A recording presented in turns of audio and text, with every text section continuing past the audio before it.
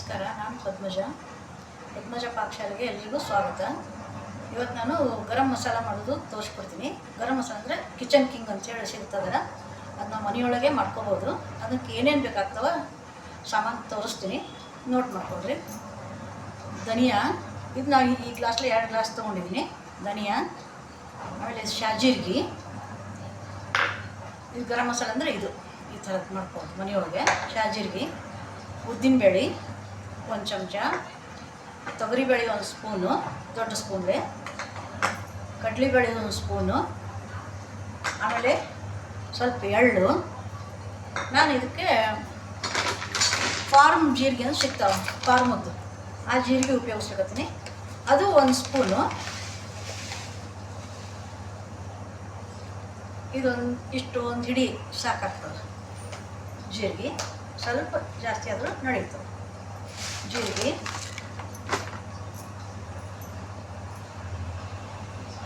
ಒಣ ಕೊಬ್ಬರಿ, ಪತ್ರಿ, ಹೂಪತ್ರಿ, ಜಾಜಿಕಾಯಿ, ಆಮೇಲೆ ಚಕ್ಕಿ, ದಾಲ್ಚಿನ್ನಿ ಅಂತಾರೆ, ಆಮೇಲೆ ಮರಾಠಿ ಮೊಗ್ಗು,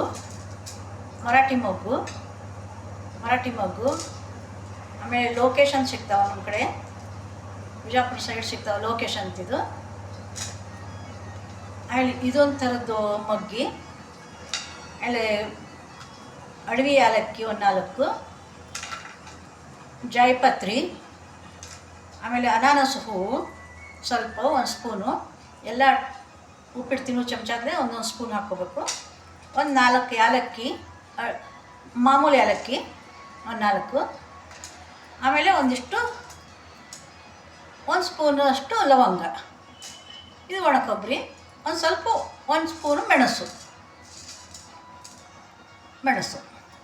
ಇವೆಲ್ಲ ಹುರ್ಕೋಬೇಕು. ಆಮೇಲೆ ಒಂದು ಇಂಚು ಶುಂಠಿ, ಒಣ ಶುಂಠಿ, ಇವಿಷ್ಟೆಲ್ಲ ಹಾಕ್ಕೊಂಡು ಕೆಲವೊಬ್ಬರು ಎಣ್ಣೆ ಹಾಕಿ ಹುರ್ಕೋತಾರೆ, ಕೆಲವೊಬ್ರು ಎಣ್ಣೆ ಹಾಕ್ಲಾರ್ದೆ ಹುರ್ಕೊಂಡು ನಮ್ಗೆ ಎಷ್ಟು ಬೇಕಷ್ಟು.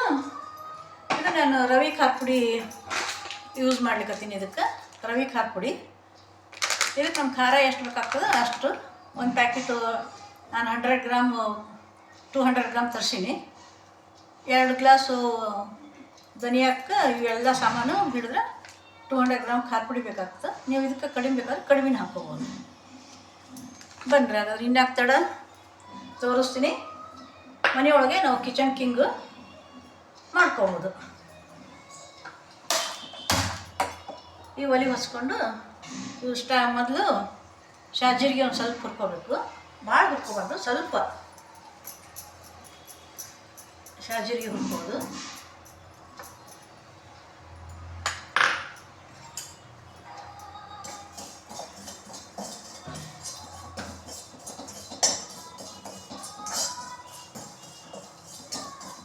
ಬೆಚ್ಚಗೆ ಸ್ವಲ್ಪ ಚುಟ್ಟು ಅಂದ್ರೆ ಸಾಕು, ಭಾಳ ಹುರ್ಕೋಬಾರ್ದು. ಭಾಳ ಹುರ್ಕೊಂಡ್ರೆ ಮಸಾಲೆ ಕಪ್ಪಾಗ್ತದೆ. ನಮ್ಗೆ ಅರ್ಶಿನ ಪುಡಿ ಬೇಕಾದ್ರೆ ಹಾಕೋರಿ, ಬೇಡದ್ರೆ ಅದು ಹುಳಿ ಒಳಗೆ ಹಾಕ್ತೀವಲ್ಲ ಸಾಂಬಾರಿಗೆ, ಹುಳಿಗೂ ಹಾಕ್ಬೋದು, ಪಲ್ಯಕ್ಕೂ ಹಾಕ್ಬೋದು. ಆಲೂಗಡ್ಡೆ ಆಲೂ ಒಟಾಣಿ ಸೇರಿಸಿ ಮಾಡ್ತೀವಲ್ಲ, ಆ ಪಲ್ಯಕ್ಕೆ ಹಾಕ್ಬೋದು, ಫ್ಲವರ್ ಪಲ್ಯಕ್ಕೆ ಹಾಕ್ಕೋಬೋದು, ಯಾವ ಪಲ್ಯಕ್ಕಾದ್ರೂ ಹಾಕ್ಬೋದು. ಅದಕ್ಕೆ ಇದು ಕಿಚನ್ ಕಿಂಗ್ ಅಂತ ಹೆಸರಿಟ್ಟಾರೆ. Kitchen king.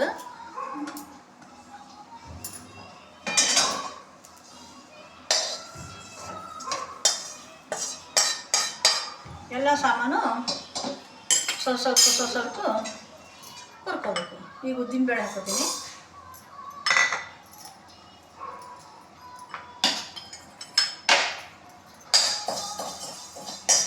ಅವರು ಎಣ್ಣೆ ಹಾಕಿ ಹುರಿತಾರ, ಆದ್ರೆ ಒಂದು ಸ್ವಲ್ಪ ದಿವಸ ಎಣ್ಣೆ ಮೊದಲಿನ ಎಣ್ಣೆ ಬರೋಂಗಿಲ್ಲ.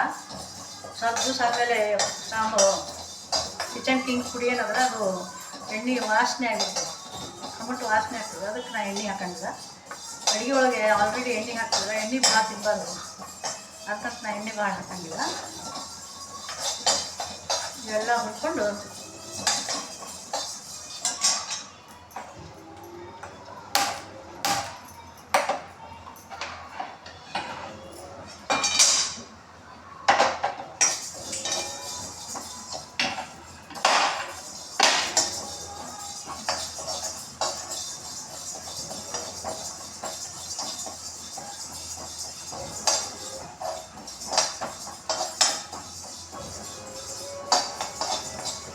ಅದು ಎಣ್ಣೆ ಹಾಕೊಂಡು ಹುರಿದ್ರೆ ಚಲೋ ಆಗ್ತದೆ.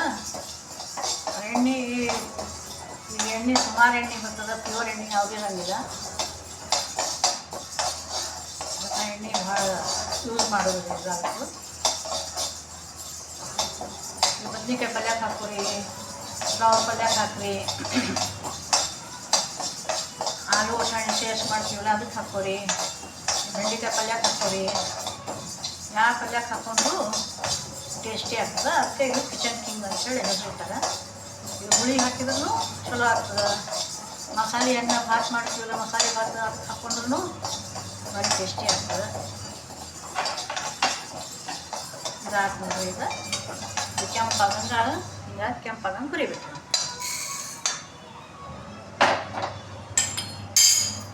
ಈಗ ತೊಗರಿಬೇಳೆ ಹಾಕ್ಕೊಂಡು ಕರಿಬೇವನು ಹಾಕೋತಾರೆ. ನನಗೆ ಕರಿಬೇವು ಸಿಕ್ಕಿಲ್ಲ, ನಾನು ಕರಿಬೇವು ಹಾಕಿಲ್ಲ. ಕರಿಬೇವನು ಹಾಕೋತಾರೆ ಇದಕ್ಕೆ.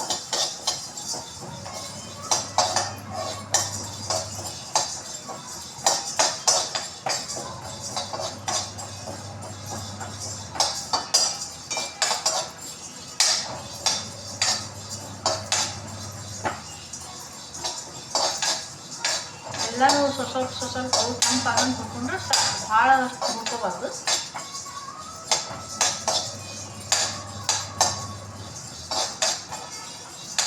ಇದಾಯ್ತು, ಇದಾಗ್ತದೆ ಅಷ್ಟೇ.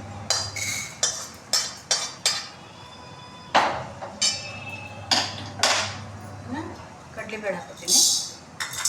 ಅವೆಲ್ಲ ಒಂದು ಸಾಕು ಅಷ್ಟೇ, ಭಾಳಲ್ಲ.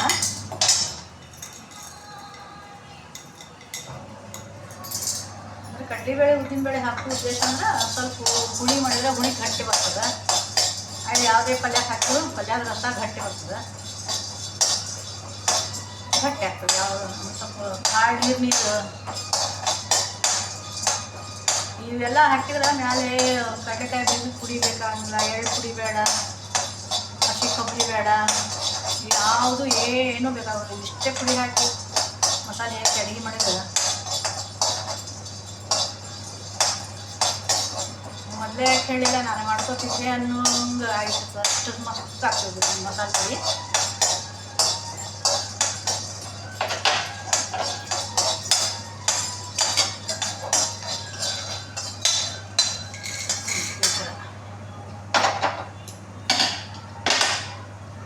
ಈಗ ಎಳ್ಳು ಹಾಕೋತೀನಿ.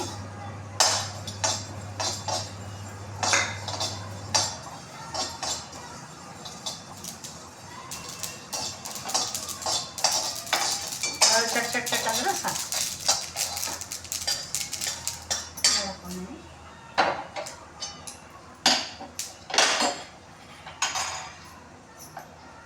ಇವು ಜಾಜಿಕಾಯಿ ಇವೆಲ್ಲ ಒಟ್ಟಿಗೆ ಹಾಕಿ ಹುರ್ಕೊಂಡ್ರು ನಡೀತದೆ. ಒಮ್ಮೆ ಹುರ್ಕೋಬೋದು ಇವೆಲ್ಲ ಹಾಕಿ. ಇವೆಲ್ಲ ತೋರಿಸಿ ನನ್ನ ಮೊದಲು ಅವೆಲ್ಲ ಹಾಕಿ ಹುರ್ಕೊಂಡ್ರು ಸಾಕು, ನಡೀತದೆ. ಇವು ಒಣ ಕೊಬ್ಬರಿ ಮತ್ತು ಪತ್ರಿ ಆಮೇಲೆ ಹುರ್ಕೋಬೋದು.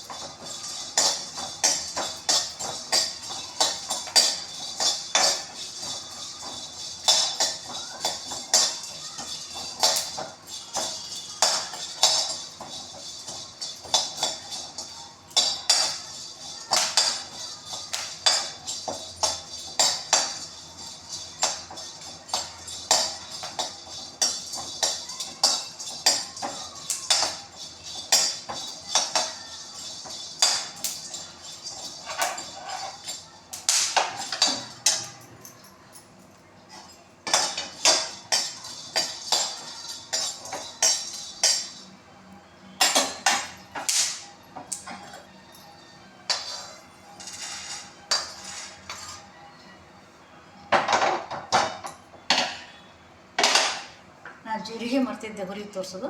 ಜೀರಿಗೆನ ಹಾಕೋತೀನಿ ಈಗ.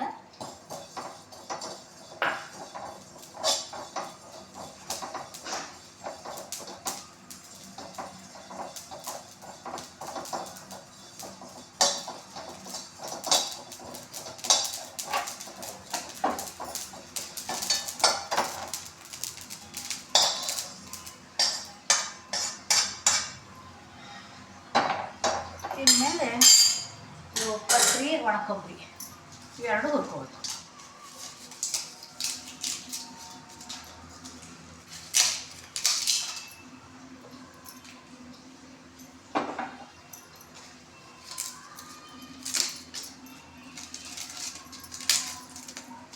ಇದಕ್ಕೆ ಬೇಕಾದ್ರೆ ಒಂದು ಸ್ವಲ್ಪ ಎಣ್ಣೆ ಹಾಕ್ಕೊಂಡು ಹುರ್ಕೊಂಡ್ರು ನಡೀತದೆ.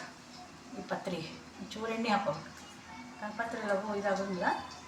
ಸ್ವಲ್ಪ ಎಣ್ಣೆ ಹಾಕ್ಕೊಂಡು ಹುರ್ಕೊಂಡ್ರೆ ಒಣ ಕೊಬ್ಬರಿ ಪತ್ರೆ ಇವೆರಡಕ್ಕೆ ಎಣ್ಣೆ ಹಾಕ್ತೀನಿ ನಾನು.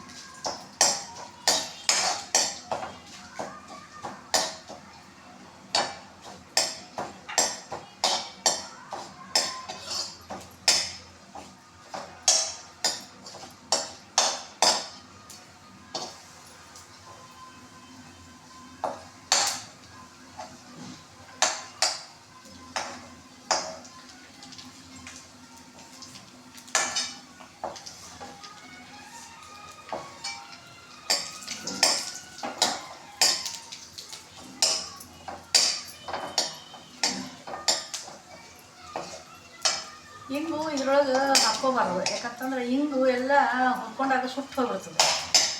ಹಿಂಗೆ ಅದಕ್ಕೆ ನಾನು ಹಾಕೋಂಗಿಲ್ಲ. ಹಿಂಗು ಅದು ಸುಟ್ಟು ಹೋಗ್ಬಿಡ್ತು ಅಂದ್ರೆ ಅದು ಹಿಂಗಿನ ವಾಸನೆ ಬರುವುದೇ ಇಲ್ಲ. ಏನು ಮಾಡಿದ್ರು ಹಿಂಗಿನ ವಾಸನೆ ಬರೋದು. ಅದಕ್ಕೆ ಯಾವಾಗಲೂ ಹಿಂಗು ನೀವು ಪಲ್ಯಕ್ಕೆ ಹಾಕ್ರಿ, ಅಡಿಕೆ ಹಾಕ್ರಿ, ಹುಳಿಗೆ ಹಾಕ್ರಿ, ಅಡಿಕೆ ಹಾಕ್ರಿ, ಹಿಂಗೆ ಕುದಿಯೋ ಹೊತ್ನಾಗ ಹಾಕ್ಬೇಕು ಯಾವಾಗಲೂ.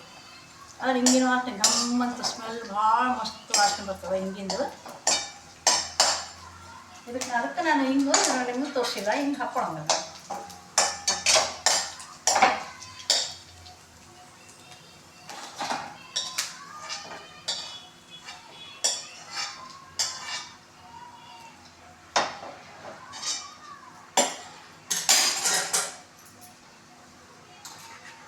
ಇದಕ್ಕೊಂಚೂರು ಅರ್ಶಿನ ಪುಡಿ, ಅರ್ಶಿನ ಬೇರೆ ಹಾಕಿರ್ತೀವಿ, ಅದ್ರ ಅರ್ಶಿನ ಬೇರೆ ಇಲ್ಲ.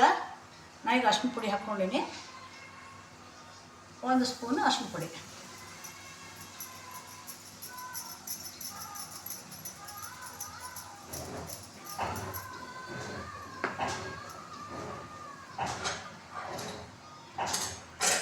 ಇದೇ ಒಳಗೆ ನಾನು ಧನಿಯಾ ಹಾಕ್ಕೊಂಡು ಹುರ್ಕೊಂಡ್ಬಿಡ್ತೀನಿ.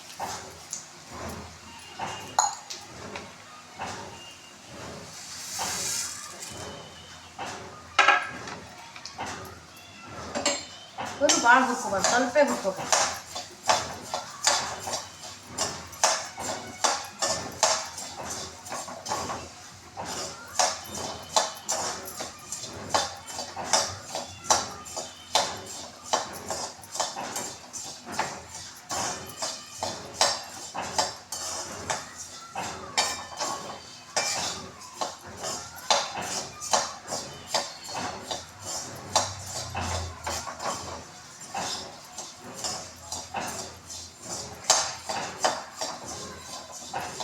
ಇನ್ನೊಂದು ಮಿಕ್ಸಿಗೆ ಹಾಕ್ಕೊತೀನಿ.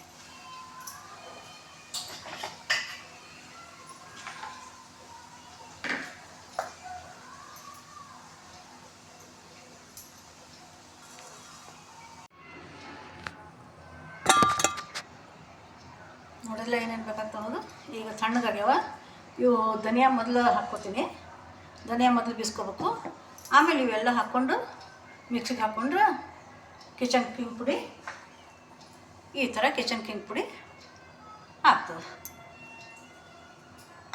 ನೋಡಿದ್ರಲ್ಲ ಸ್ನೇಹಿತರೆ, ಧನ್ಯವಾದಗಳು. ಸಬ್ಸ್ಕ್ರೈಬ್ ಮಾಡಿ, ಲೈಕ್ ಮಾಡಿ, ಶೇರ್ ಮಾಡಿ, ಕಮೆಂಟ್ಸ್ ಹಾಕಿ.